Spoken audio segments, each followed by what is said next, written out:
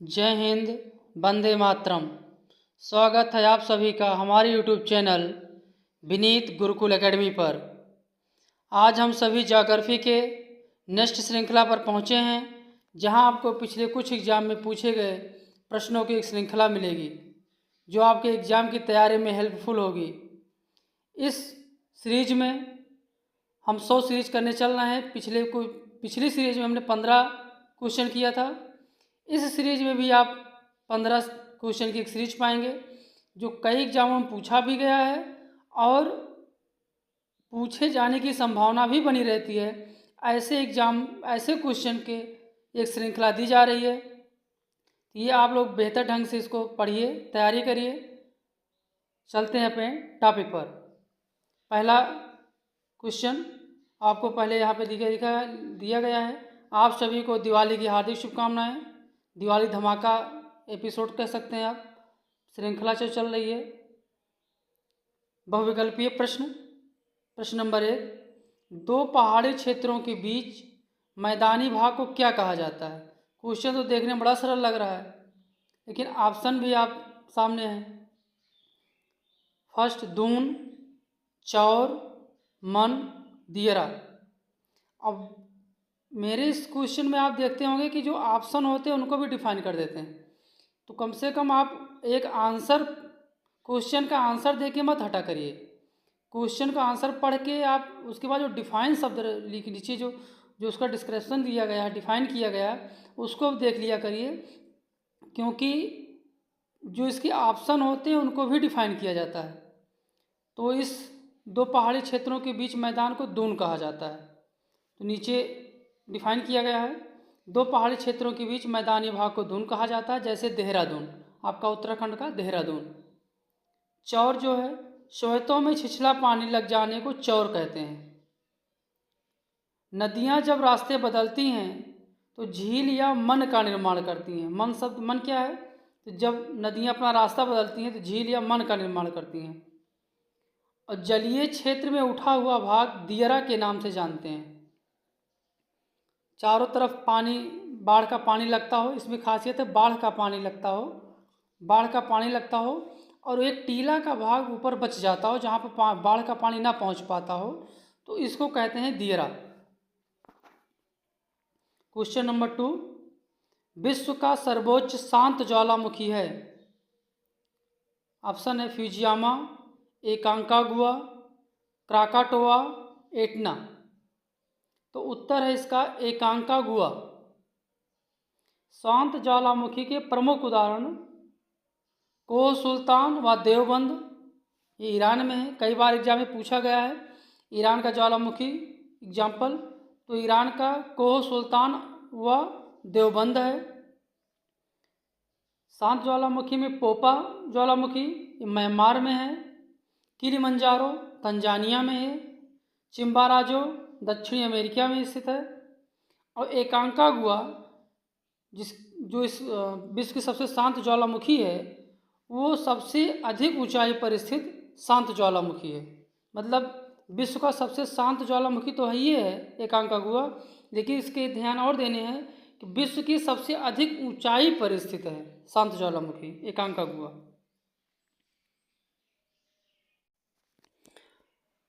Next question number 3, Uttar Pradesh में घास के मैदान को क्या कहते हैं? अब क्वेश्चन बढ़िया है, लेकिन ऑप्शन इसका खतरनाक है, क्योंकि इसमें ऑप्शन एक जैसे दिखे हैं।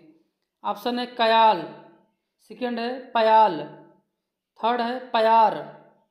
इनमें से कोई नहीं। तो उत्तर प्रदेश में घास के मैदान को पयाल कहा जाता है। इसका आंसर है पयाल। उत्तर प्रदेश में घास के मैदान को पयाल कहते हैं। नीचे उसके बाद देखिएगा, केरल के तट पर मिलने वाले लैगून को कयाल कहते हैं। अब ध्यान देना कयाल क्या है। तो केरल के तट पर मिलने वाले लैगून को कयाल कहते हैं, जैसे वेम्बनाड लैगून, अष्टमुडी लैगून। तो ये भी ध्यान देना है कि वेम्बनाड कहाँ है, अष्टमुडी कहाँ है, तो ये केरल में है। मतलब एक ही क्वेश्चन से आपको कई क्वेश्चन के आंसर आपको मिल जाएंगे, बस पढ़ने की ज़रूरत है कि केरल के तट पर मिलने वाले लैगून को कयाल कहते हैं। वेम्बनाड और अष्टमुडी, अगर ये पूछ लिया जाए वेम्बनाड और अष्टमुडी कयाल कहाँ पे स्थित है? तो केरल में है। अगला, उत्तराखंड के घास के मैदान को पयाल कहते हैं। ध्यान देने की बात है, उत्तर प्रदेश घास के मैदान को पयाल, उत्तराखंड के घास के मैदान को, इसमें पयार होगा, उत्तराखंड घास के मैदान को पयार कहते हैं और केरल के तट पे मिलने वाले लैगून को कयाल कहते हैं। नेक्स्ट क्वेश्चन, क्वेश्चन नंबर 4, एक नाभिक के लिए निम्नलिखित में से कौन सा एक अधिक उपयोगी है? मार्केटर प्रक्षेप, निमानिक प्रक्षेप, ज्वायक्रिय प्रक्षेप, मालवीड प्रक्षेप। ये आपके प्रैक्टिकल प्रोजेक्ट प्रैक्टिकल से क्वेश्चन है, यहाँ से भी काफ़ी क्वेश्चन आता है। तो इस क्वेश्चन का आंसर है मार्केटर प्रक्षेप। क्वेश्चन नंबर 5, नदियों के डेल्टाओं के सहारे अधिवास किस प्रतिरूप में होते हैं? नदियों के सहारे बात किया है। क्वेश्चन है, ऑप्शन है अरीय प्रतिरूप, तारा प्रतिरूप, पंखा प्रतिरूप, अनियमित प्रतिरूप। तो ऑप्शन है, इसका आंसर है पंखा प्रतिरूप। नीचे डिफाइन भी किया गया है, नदियां अधिक बोझ के साथ जब पर्वतीय ढलानों के सहारे नीचे उतरकर समतल मैदानी भाग में प्रवेश करती हैं तो उनके वेग में अचानक कमी आ जाती है। इस कारण चट्टानों के टुकड़े उनके पद के पास जमा हो जाते हैं, पद मतलब पैर के पास जमा हो जाते हैं, और तल के पास अर्धवृत्ताकार पंख के रूप में जमा हो जाते हैं, जिनको जलोढ़ पंख कहते हैं। यहाँ अपना मानव निवास बनाता है। अतः नदियों के डेल्टाओं के सहारे अधिवास पंख प्रतिरूप के होते हैं। बहुत नीचे तक डिफाइन किया गया है, इसको बहुत धीरे से पढ़िएगा, आसानी के साथ समझने की कोशिश करिएगा कि जब नदियाँ पर्वतों से नीचे पहुँचती हैं, जब मैदानी भागों में प्रवेश करने लगती हैं, तो वहाँ का जो स्ट्रक्चर बनता है वो पंखा प्रतिरूप बनता है। तो उसके आसपास निवास करने वाले लोगों का जो मकान बनता है वो पंखा प्रतिरूप के आकार का बनता है।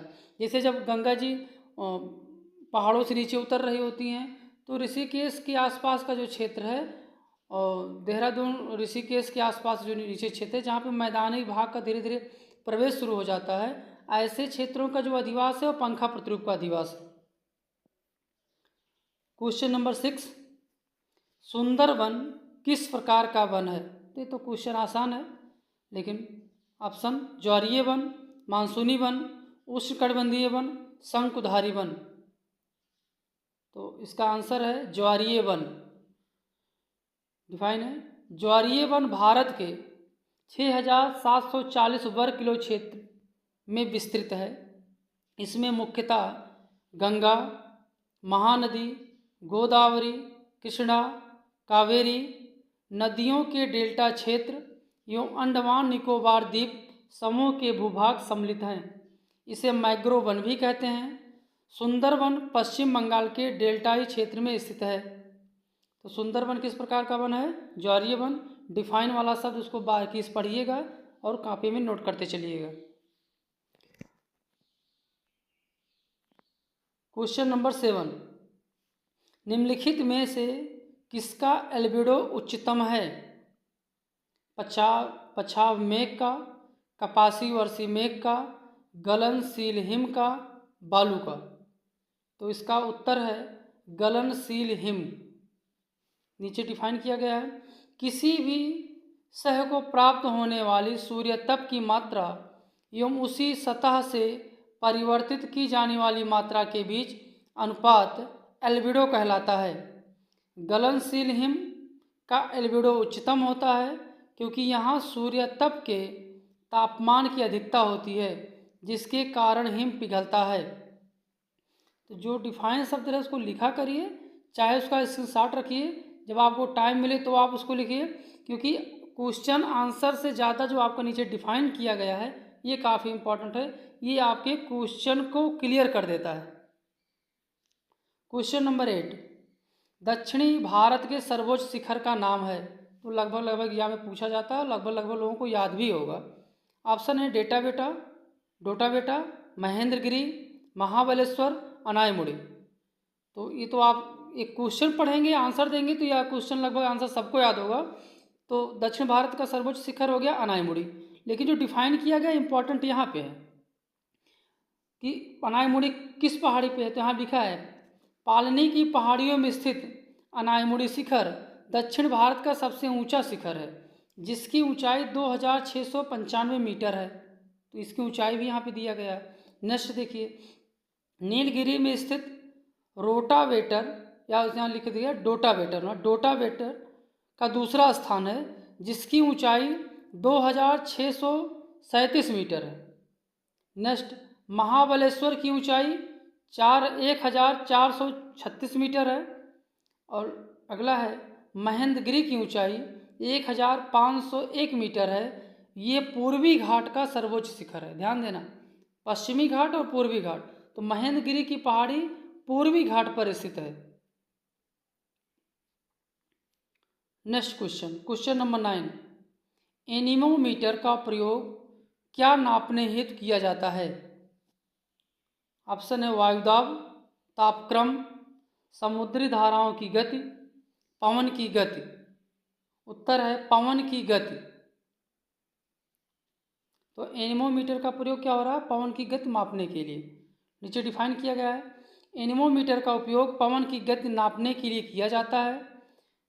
और फिर अगला है वायुदाब के लिए बैरोमीटर तथा तापक्रम मापने के लिए पायरोमीटर का प्रयोग किया जाता है। तो ध्यान देना, वायुदाब के लिए बैरोमीटर, पवन की गति के लिए एनीमोमीटर और तापक्रम मापने के लिए पायरोमीटर का प्रयोग किया जाता है। क्वेश्चन नंबर 10, उत्तरी अमेरिका के घास के मैदान को किस नाम से पुकारते हैं? आज के क्वेश्चन कुछ घास वाला क्वेश्चन ज़्यादा ही है। उत्तरी अमेरिका के घास के मैदान को किस नाम से पुकारते हैं? ऑप्शन है प्रेरीज, सवाना, पंपाज, स्टेप्स। तो इसका आंसर है प्रेरीज। नीचे डिफाइन किया गया है। डिफाइन वाला तो एकदम क्लियर कर दिया जाता है, और इसको आप बहुत बारीकी से लिख भी लिया करिए कापी में। वीडियो को रोक रोक के इसको आप लिख लिया करिए। उत्तरी अमेरिका की घास के मैदान को प्रेरीज कहते हैं। नेक्स्ट, दक्षिणी अमेरिका की घास के मैदान को पंपाज कहते हैं। अफ्रीका की घास के मैदान को सवाना कहते हैं। साइबेरिया, यूक्रेन व चीन की घास के मैदान को स्टेप्स कहते हैं। ये काफ़ी इम्पोर्टेंट हो जाता है जो आपका डिफाइन शब्द है। क्वेश्चन नंबर 11, किसी झील के चारों ओर बसा गांव किस प्रतिरूप में आएगा? ऑप्शन है आर्य, निहारकीय, नाभिकीय और तारा प्रतिरूप। चारों ऑप्शन दिए गए हैं। इसका जो क्वेश्चन का आंसर जो है वो है नाभिकीय प्रतिरूप। नीचे डिफाइन देखिए, जब आवासों का किसी तालाब, झील, दुर्ग, देवालय, नदी विक्षेप आदि के चतुर्दिक निर्माण होता है तो इसे वृत्ताकार या अर्धवृत्ताकार या नाभिकीय प्रतिरूप का निर्माण कहते हैं। क्वेश्चन नंबर 12, सार गैसो सागर है। ऑप्शन है शांत सागर, उष्ण एवं खारा सागर, सागरीय वनस्पति का क्षेत्र, ठंडा सागर। तो सार गैसो सागर है। ऑप्शन दिया गया है सागरीय वनस्पति का क्षेत्र। इसका आंसर है सागरीय वनस्पति का क्षेत्र। नीचे देखिए डिफाइन में, सार गैसो पुर्तगीज भाषा के शब्द सारगैसम से लिया गया है, जिसका अर्थ है समुद्री घास। तो सारगैसम जड़ विहीन सागरीय घासें हैं जो स्वयं उत्पन्न होती रहती हैं। अटलांटिक महासागर में स्थित इस क्षेत्र को सर्वप्रथम स्पेन के नागरिकों ने देखा तथा गोलाकार रूप में स्थित घासों की बहुलता वाले इस क्षेत्र को सारगैसो सागर कहा जाता है। क्वेश्चन नंबर 13, पणजी किस नदी के किनारे स्थित है? इस टाइप का क्वेश्चन बहुत बार एग्जाम में पूछा गया है। किसी शहर को लेके पूछ लिया जाएगा कि यह किस नदी के किनारे पर स्थित है। तो यहाँ पे दिया गया पणजी के लिए। तो ऑप्शन है भीमा नदी, मांडवी नदी, सावित्री नदी, वशिष्ठी नदी। तो पणजी किस नदी के किनारे स्थित है? आंसर है मांडवी नदी। नीचे डिफाइन किया गया है, पणजी गोवा राज्य की राजधानी है। यह नगर मांडवी नदी के किनारे स्थित है। यह नदी सह्याद्री पहाड़ियों से निकलकर अरब सागर में गिरती हैं। वैसे बंगाल की खाड़ी में गिरेगी, ये बंगाल खाड़ी में गिरती है। इसके अतिरिक्त इस राज्य की अन्य नदियां हैं। मांडवी अरब सागर में ही रहती हैं, आप अरब सागर में है। इसके अतिरिक्त इस राज्य की अन्य नदियां हैं जुआरी नदी, तेरेखोल नदी, चपोरा नदी, बैतूल नदी आदि। यानी कि गोवा की जो और नदियां हैं उसमें काफ़ी इम्पोर्टेंट जुआरी नदी का भी पूछा गया एग्जाम में कि जुआरी नदी किस प्रदेश की नदी है। तो जुआरी नदी गोवा की नदी, पणजी आपकी जो है गोवा राज्य की। तो आपको यहाँ पे जो नदियाँ और दी गई हैं उनको भी आप डिफाइन करिएगा। जुआरी नदी, तेरेखोल नदी, चपोरा नदी, बैतूल नदी, इसको भी आप देखिएगा किस प्रदेश की नदियाँ हैं। तो ये गोवा की हैं और मांडवी नदी तो है ही। नेक्स्ट क्वेश्चन 14, वह कौन सी नदी है जिसका उद्गम एवं मुहाना भारतीय गणराज्य में है? यानी कि उत्पन्न भी भारत में हो रही हैं और मुहाना भी भारत के क्षेत्र में हो रहा है। तो ऑप्शन है गोदावरी, ब्रह्मपुत्र, सतलज, सिंधु। तो ये तो क्वेश्चन बड़ा आसान है क्योंकि ब्रह्मपुत्र आप देखेंगे, सिंधु देखेंगे तो ये आपके तिब्बत और चीन के एरिया से निकल रही हैं। सिंधु जो है आपके कश्मीर होते हुए पाकिस्तान को चली जा रही हैं पश्चिम में, और ब्रह्मपुत्र जो है वो आपके भारत में एंट्री कर रही हैं और फिर बांग्लादेश यानी पूर्व में जा रही हैं, बंगाल खाड़ी में गिर रही हैं। तो सतलज भी जो है वो चीन के भारत के बॉर्डर के आसपास से वहाँ से निकल रही हैं और ये भी जो है आगे चल के सिंधु नदी की सहायक नदी बन जाती हैं।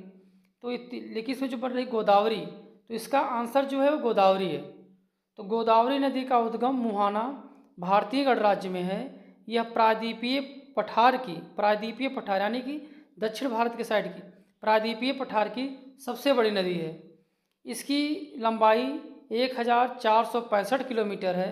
यह महाराष्ट्र के नासिक जिले में पश्चिमी घाट में उत्पन्न होती हैं, निकल रही हैं महाराष्ट्र के नासिक से और बह किधर रही हैं? ये बंगाल की खाड़ी की तरफ, और आंध्र प्रदेश में बंगाल की खाड़ी में गिरती हैं। उत्पन्न हो रही हैं महाराष्ट्र पश्चिम में और इनका बहाव क्षेत्र किधर है? बंगाल की खाड़ी की तरफ। ये दक्षिण भारत की एक सबसे लंबी नदी आप कह लीजिए, इसीलिए उनको दक्षिण भारत गंगा भी कहा जाता है। तो ये भी आपको ध्यान देने की बात है। तो गोदावरी इस क्वेश्चन का आंसर सही है।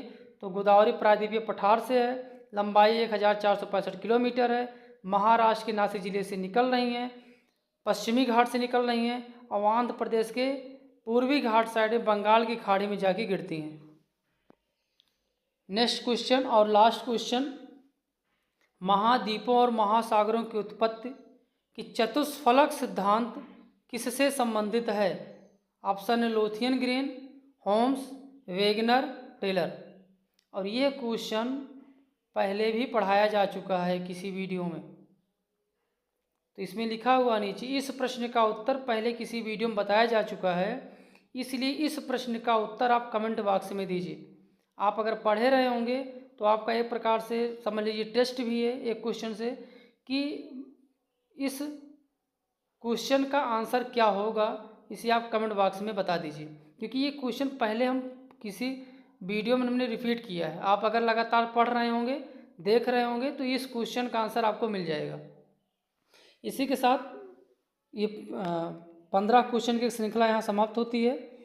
आप लोग लाइक कर दीजिएगा, सब्सक्राइब कर दीजिएगा और शेयर भी करते रहिए, क्योंकि अगर आप शेयर करते हैं तभी लाइक और सब्सक्राइब बढ़ेंगे, तभी थोड़ा आत्मबल बढ़ेगा कि हाँ वीडियो अच्छी चल रही है, वीडियो डालना भी चाहिए। तो आपकी तैयारी भी अच्छी होगी और साथ साथ में वीडियो भी चलती रहेगी। तो सब्सक्राइब और लाइक दोनों बढ़ा दीजिए आप लोग। धन्यवाद।